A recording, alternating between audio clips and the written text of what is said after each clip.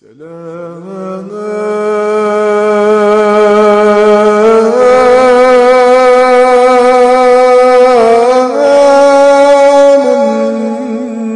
سلام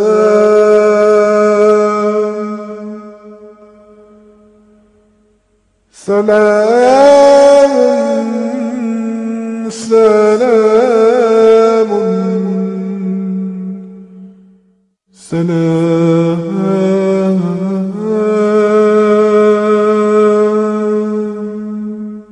We make peace a symbol of ours. In the name of peace we gather here now. Oh Lord, please make these days of ours. Assalamu alaikum wa rahmatullahi wa barakatuh. All the praises due to Allah, and we ask Allah to send His peace and blessings upon Prophet Muhammad. Welcome back to the proof that Islam is the truth. Now, today we're going to launch into a really special topic, the miracle of the Quran, the linguistic miracle of the Quran. You see, the Prophet Muhammad sallallahu alaihi wasallam told us that every single messenger was sent with a convincing miracle. A miracle, when the people saw it and when they observed it, they knew in their hearts, even if they did not profess it with their tongues, they knew in their heart that this was the truth, that this man truly was a prophet of God. So for example, Moses was given the miracle of the parting of the Red Sea. And when Pharaoh saw it, and when the army of Pharaoh was crushed, he knew that Pharaoh was what he claimed to be. Now I believe, he said, in the God of Moses, the Bani Israel, the children of Israel. Jesus, he healed the sick. He cured the lepers. He gave sight to the blind. Even the dead were raised by the permission of God. These were the convincing miracles that were given to the prophets who came before. But the Prophet Muhammad sallallahu alaihi wasallam, may God's peace and blessings be upon him, said, I have been given the Quran. I have been given the Quran. That is the convincing miracle of the Prophet. And he said, I hope that because of it, more people will enter my religion than any other prophet.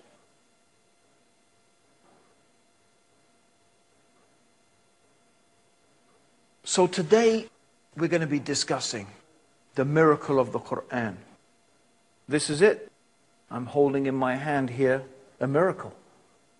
Some of you may say, how is it a miracle? If you watched the previous series, you would have got an inkling into how the Quran, in terms of its preservation, is truly an amazing thing. But something being amazing doesn't mean it's a miracle. So what do we mean by a miracle exactly? Well, a miracle is something that cannot normally be achieved by natural processes. And a miracle is something quite different from magic. Because, for example, there are things that magicians can do. Like, for example, when Moses went to Pharaoh, and the sign that God gave to Moses was his staff. When he threw the staff, it became like a snake. And Pharaoh said, well, I have magicians who can do the same thing. So he called his magicians, and he organized a competition between the magicians and Moses.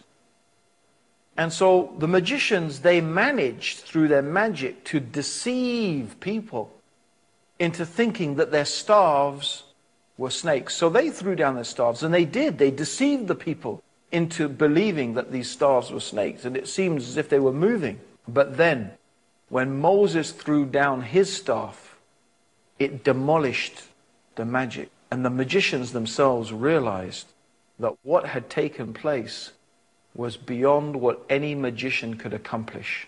These magicians were experts. Magic in Egypt at the time had reached a type of an art form. It had reached its peak. And they were in every stratum of society involved with aspects of magic. Even the Egyptian Book of the Dead is a type of magical incantation that is supposed to bring the dead pharaohs and the dead people back to life. But these magicians were astounded. They knew that this was beyond their art. This was beyond their craft. This was beyond their capabilities. What Moses had was from God, and they knew it.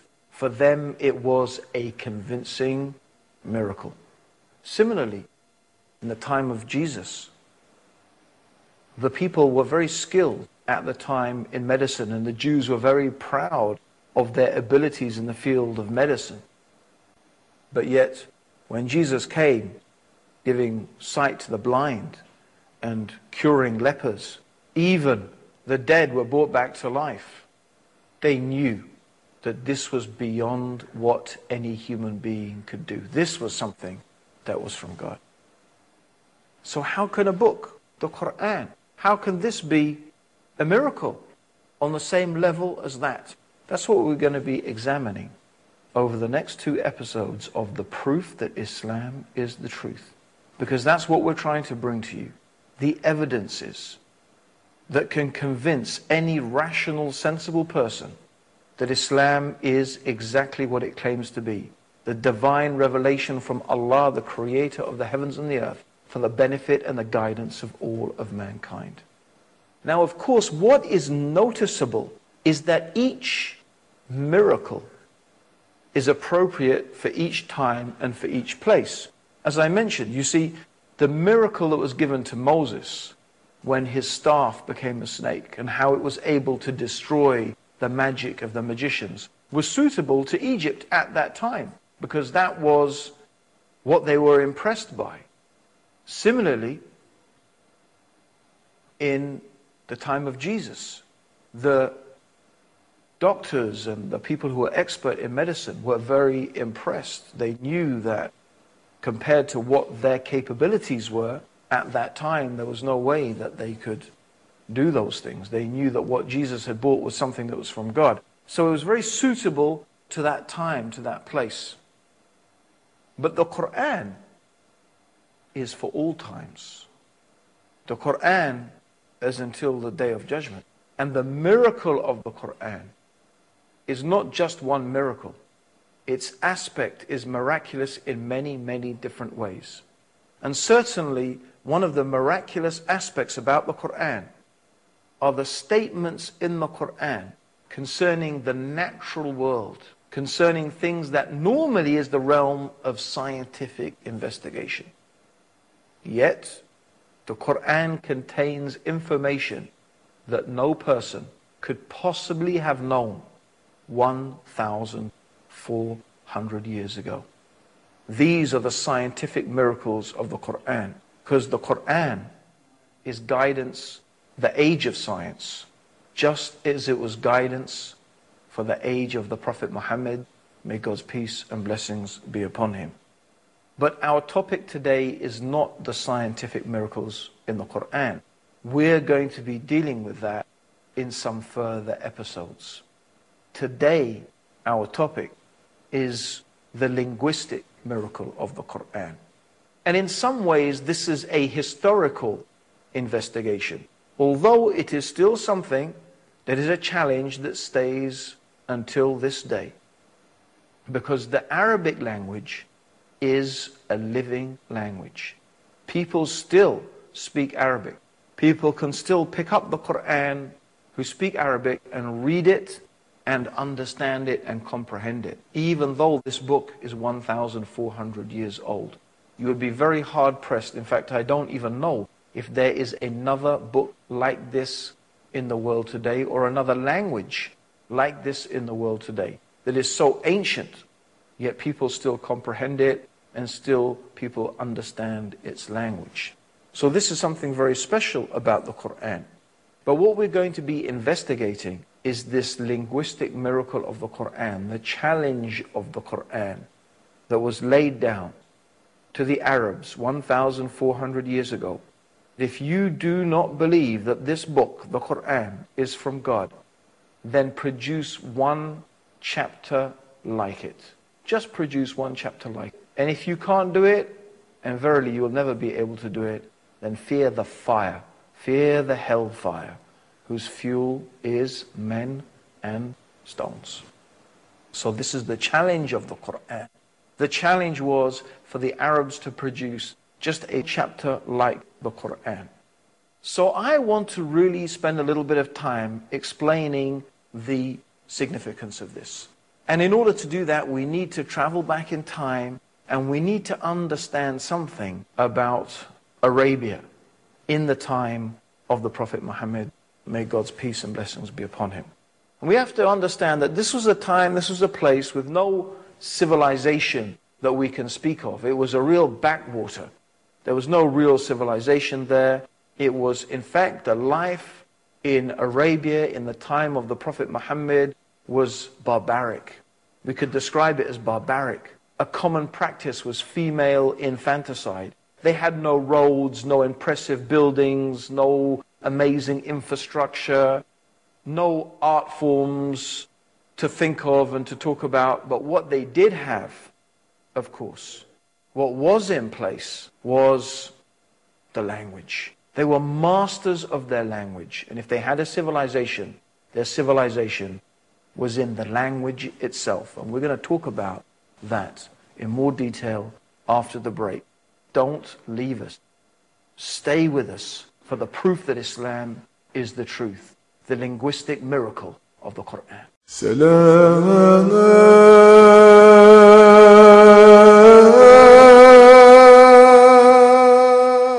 Welcome back to the proof that Islam is the truth. And today we're talking about the linguistic miracle of the Quran.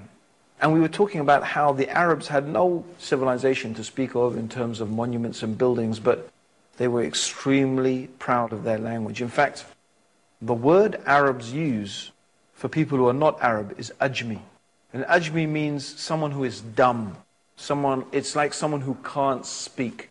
So they were really proud of their language. It was a pure language. It was a strong language. And they were masters of it. They were masters of the use of language.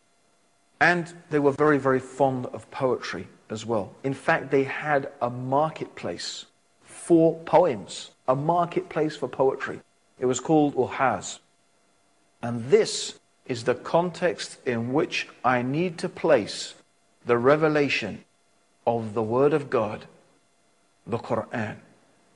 Because it's in this context that the challenge of the Quran is made. You see, the Prophet Muhammad, may God's peace and blessings be upon him, was not a literate man. He was not a man of letters. He was not known to be a poet or a narrator.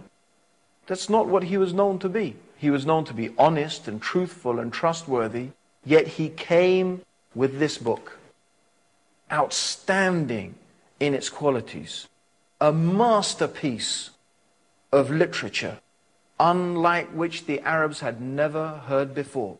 And the proof of it, the proof that it was from God to the Arabs, was its eloquence, its mastery of the language, its succinctness.